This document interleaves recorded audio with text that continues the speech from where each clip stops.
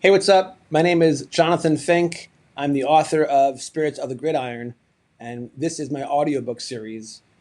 Up next, we'll read Volume 1, Chapter 6, The Conference Realignment.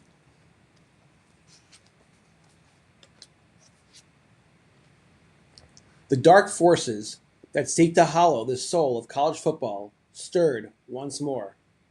Their hunger was not for trophies, but for territory, market share, and dominion over time slots. And so came the reckoning, an event that would leave scars across the college football map: conference realignment. For generations, the gridiron map was sacred. East clashed with West. North stood defiant against South.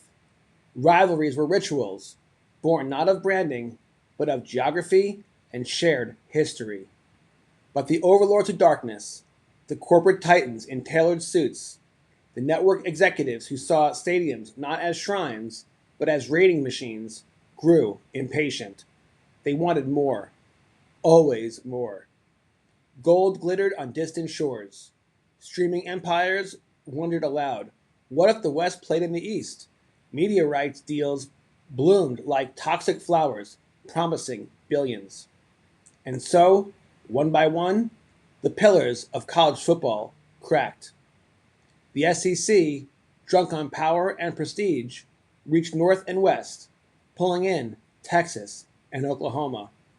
Two ancient warlords defected, seduced by the promise of greater riches.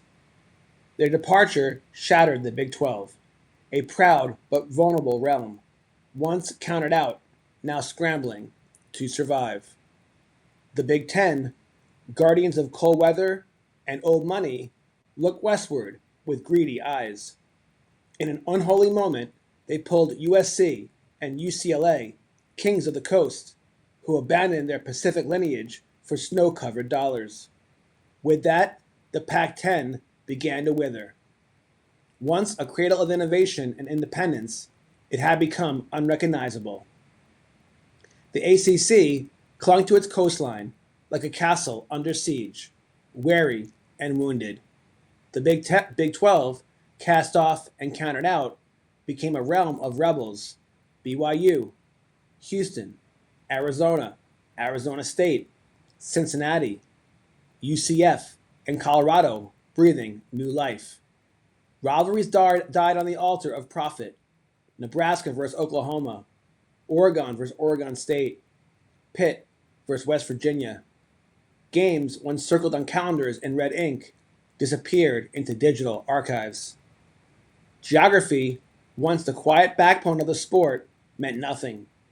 Arizona would now face teams whose campuses were thousands of miles and multiple time zones away. Players traveled more, fans traveled less, and something intangible yet vital began to fray. To the football gods, this was not strategy. Conference realignment wasn't expansion. This was sacrilege.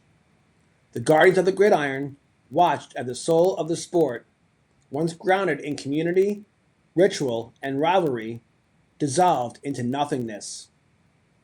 They heard the silence of fall Saturday afternoons in towns left behind. They saw the confusion in young fans asked to care about opponents who felt like strangers. And they felt the ache in old hearts, those who had watched the same rival teams battle for decades, now left with empty Saturdays and broken traditions.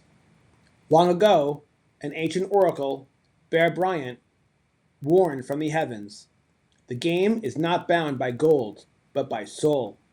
Break its roots, and the heart will bleed. No one listened.